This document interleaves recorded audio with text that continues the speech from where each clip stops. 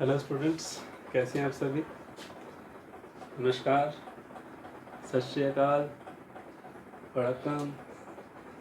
कैसे बोल रहे हैं सर? आज थोड़ा सा मूड में हूँ, लाइट वेट के मूड में हूँ आज।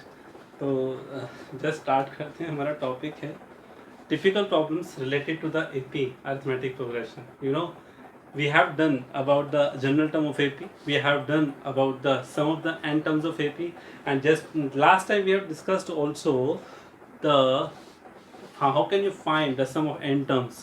तो आई थिंक आपको वहाँ दोनों चीज़ें मैंने आपको बताई थी. Two formulas was there.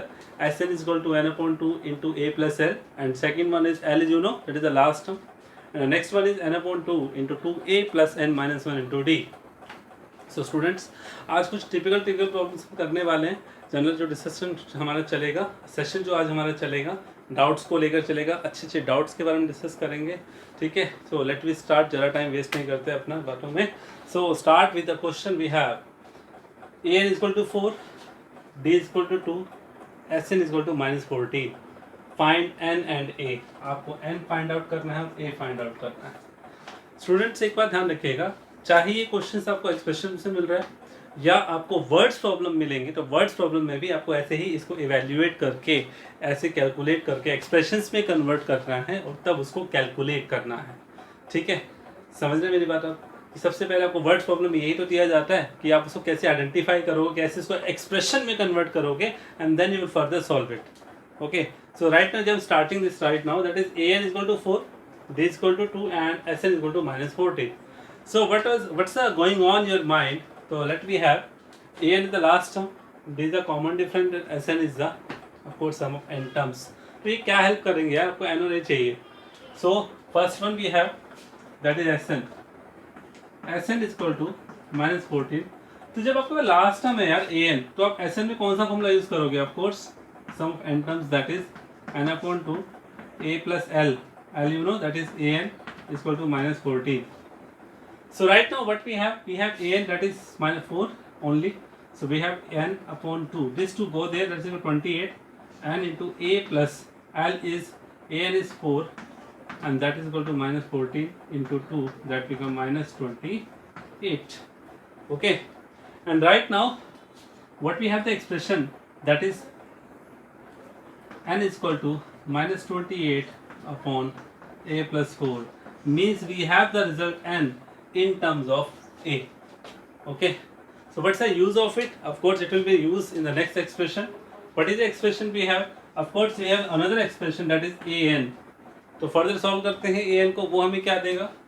a n that is equal to 4. a n can be written as a plus n minus 1 into d, that is equal to 4. And what is the value of d? That is 2. Of course इस 2 को यहाँ use करने की वजह इसमें use किया गया. 2 put कर दीजिए. a plus n minus 1 into 2, that is equal to 4. And what we have, a plus 2n minus 2 equal to 4. a plus 2, what is the value of n? -28 into a upon a plus 4. Look at this.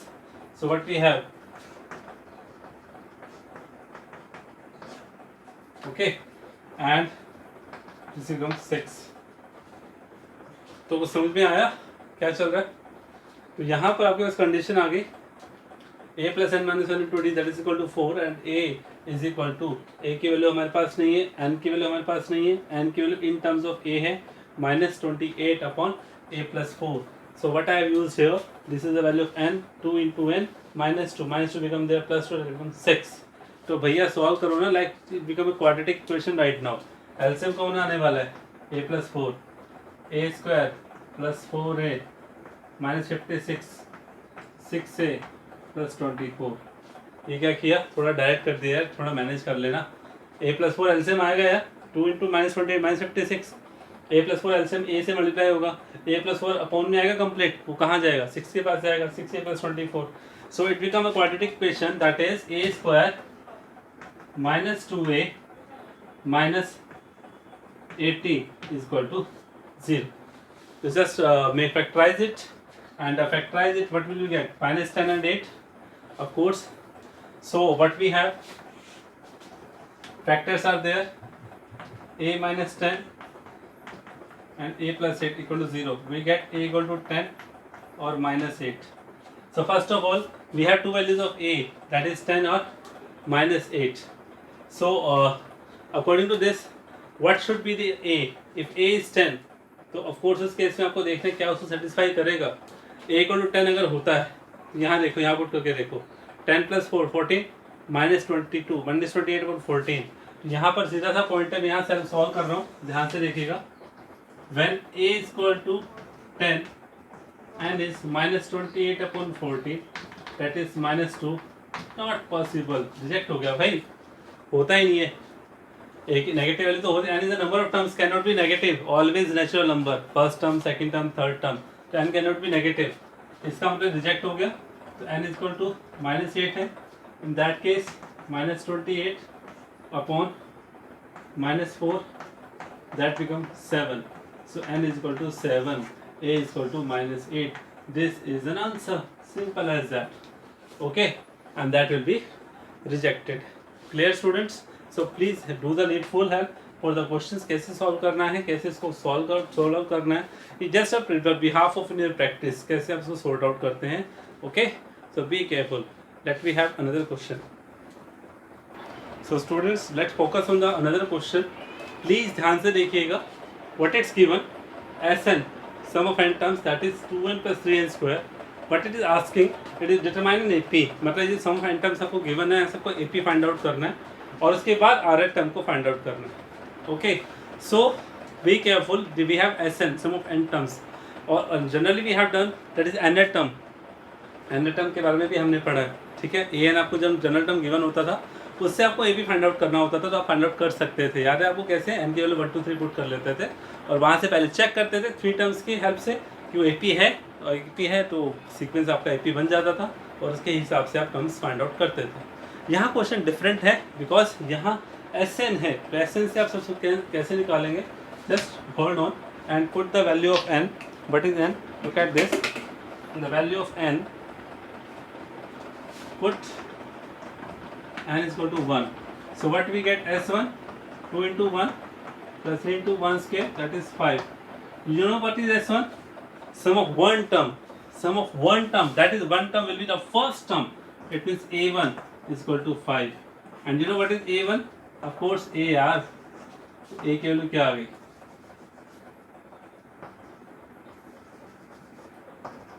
First term ना. Okay, clear. A1 5 आया और उसने आपको क्या दिया? A is equal to 5. Next put n equal to 2. We will get S2, 2 into 2 plus 3 into 2 square, 4 and 12, 16. Okay, remember that students, please remember that sum of two terms, it means we have sum of first two terms right now. Okay, sum of first two terms. So what we have to do right now, S2, n equal to 2, 2 into 2, 3 into 2 square, that is 4. So what we have? 4 plus 12, that is 16. So put here, what is the meaning of S2? Sum of the first two terms. It means A1 plus A2 is equal to 16. What is A1? A1 is 5 already. Put here 5. A2, that is 16. So A2 will be, so we have A2 equal to 11. Second term आ गया, याद है आ गया आपको. और आपको मैंने बताया था किसी भी एपी को फाइंड आउट करने के लिए सबसे 3 टर्म्स का होना जरूरी है एटलीस्ट. तो एक 3 और टर्म्स और निकालते हैं. पुट, अरे करने की जरूरत ही नहीं है यार, सिंपल एज दैट. 2 ही बहुत हैं, सॉरी. कैसे? फर्स्ट टर्म आ गया, सेकेंड टर्म आ गया, क्योंकि एपी की तो है ही वो, तो बस फर्स्ट टर्म ए दे रहा है, सेकेंड टर्म में से फर्स्ट टर्म को माइनस करूंगा, डी आ जाएगा. और क्या चाहिए? ए और डी. तो इसका मतलब डी क्या हुआ? A2 minus A1, 11 minus 5, that is 6. तो D भी आ गया भाई. तो AP क्या होती है? AP A plus D, A plus 2D. They put the value of A, that is 5. 5 plus 6, 5 plus 2 into 6, that become 5, 11, 17. अरे आ गया भाई आंसर. एपी आ गई, बिल्कुल आ गई यार, एपी आ गई. उसके बाद पूछ क्या रहा है? R H term. You know R H term? Of course We have nth term, so rth term is AR, nth term is AN, so rth term will be AR. Just replace R n by R. So that is AR is equal to A plus R minus 1 into D. Simple as that. So what is A? A is 5 and D is 6. Put here 6R minus 1. So that's it. Okay students, so this is the expression we have to follow and solve the questions like this. Please ध्यान से कीजिएगा. Next problem पे की तरफ पढ़ते हैं. देखिए. So students, this is another problem and some special in this question. What we have the speciality in this question. Find the common difference of AP. Means common difference just means you have to find a D. Okay. And whose first term is 100. First term means that is A. Okay. And the sum of first, this one is the speciality, that the sum of the first 6 term is 5 times the sum of next 6 terms. So what is the special in this question? We have the sum of first 6 term, means that is S6. How can you find the sum of the next 6 terms? The logic says कि आपको सम निकालना है A7 से लेकर A12 तक का, क्योंकि next 6 terms तो यही होंगी ना. A1, A2, A3, A4, A5, A6. This is the first 6 term. Is the sum of the this is the 5 with the sum of the next 6. तो next 6 क्या होनी चाहिए? A7, A8, A9, A10, A11, A12. क्या सबका सम निकालते फिरोगे क्या यार? नहीं. A7 को अलग से थोड़ी लिखोगे. A plus 60 होता है, A8 A plus 70 होता है, तो उसका सम कर दिया, फिर उसका सम फाइंड आउट करोगे. No, this is another logic. What is the special? This is the special of the question कि how can you find another terms? Another means जितना सम दिया गया उससे नेक्स्ट टर्म्स का सम कैसे फाइंड आउट करते हैं. तो प्लीज तब मैं कुछ आपको बताने जा रहा हूँ, ध्यान से सुनना. We have A1, A2, A3 up to for example that is A12. Okay. और बीच में मैं लिख देता हूँ, जैसे आपको समझाने के लिए लिख रहा हूँ. ठीक है, आप एक लॉजिक से समझ जाओगे.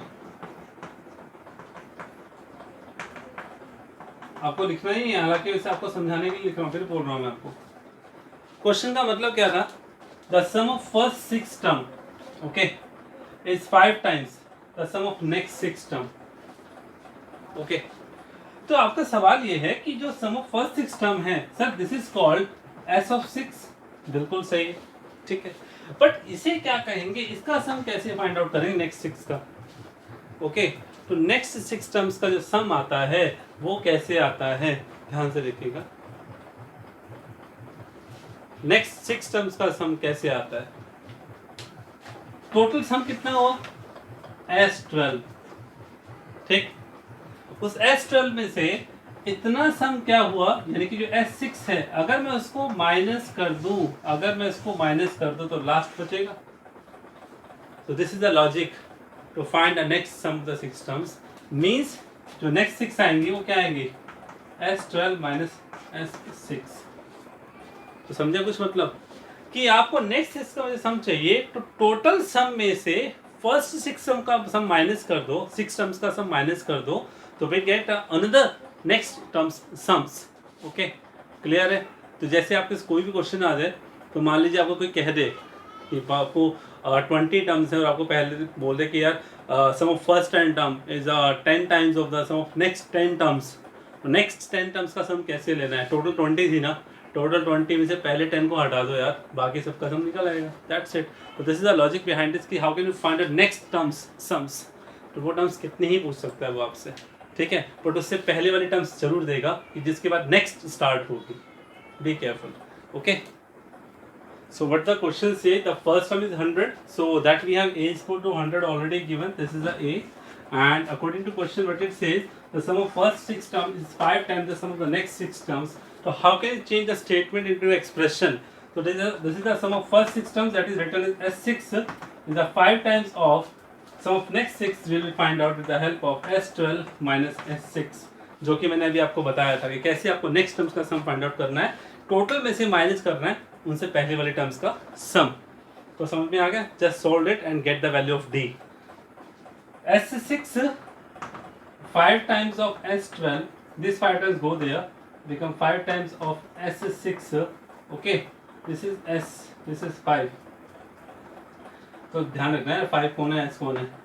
ये इधर हो गया 7 times of S6, sorry 6 times of S6 and 5 times of S12. Okay, just put the values of S5 and S12, S6 and S12 and get the value of D. 6. S6 means sum of 6 terms. So that is n upon what is 6? That is n upon 2, 2a plus 6 minus 1 into D is equal to 5 times of S12, n upon 2, 2a plus 12 minus 1 into D. तो भैया be careful, ध्यान से कीजिएगा. 2 3 जा 2 6 जा.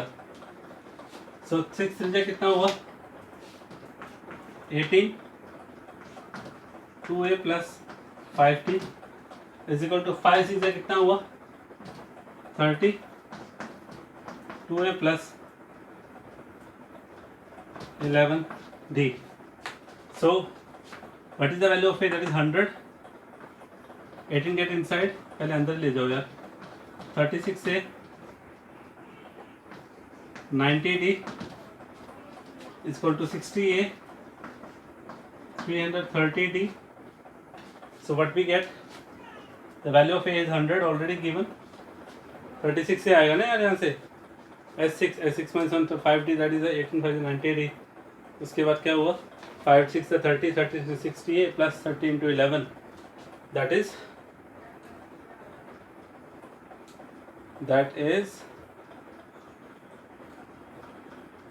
330d. Okay, so that we have right now. What is the value of a?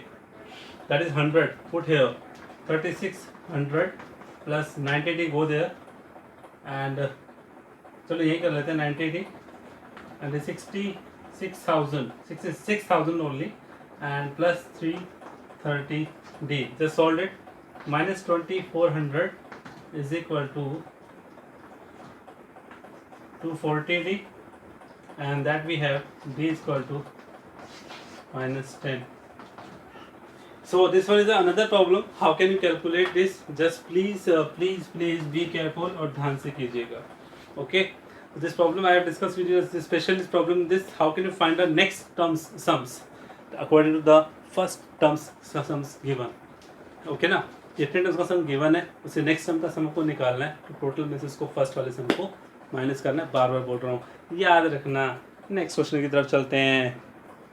So next question is which term of the sequence means that AP that is 20, 19 and 1/4, 20, 18 and a half, this and so on. ये AP जा रही है भैया. Okay, of course आपको दिख रहा होगा AP किस ऑर्डर में. Of course this is an decreasing order. You have to find the which one. इसको ऐसे फॉलो करते गए तो कौन से नंबर पर उसकी पहली नेगेटिव टर्म्स आएगी, कौन से नंबर पर, समझ गए. n निकालना है. ओके, यदि फर्स्ट टर्म दिख रहा है, सेकंड टर्म दिख रहा है, थर्ड टर्म दिख रहा है, तो ऐसे डिक्रीज करते करते कभी तो नेगेटिव स्टार्ट होगी ना. तो नेगेटिव नंबर पता नहीं नेगेटिव टर्म्स कौन से नंबर पे स्टार्ट होगी. Just we have to find the value of n. Okay, number of terms, कौन से नंबर पे वो टर्म्स होने वाली है. ऑफ कोर्स हमें पता ही नहीं ना कौन सी होगी, बट ये तो उसने हिंट दिया ना कि नेगेटिव होनी चाहिए. और होगी यार. नेगेटिव मतलब less than zero. Less than zero के बारे में सोचो यार. क्या a is 20, b क्या है 90 minus 1/4 by 20, 77/4 minus 20 minus 3/4, d आ गया. पूछा क्या है नेगेटिव टर्म ना, तो लेट हमें क्या पता फर्स्ट नेगेटिव टर्म कौन सी होगी. लेट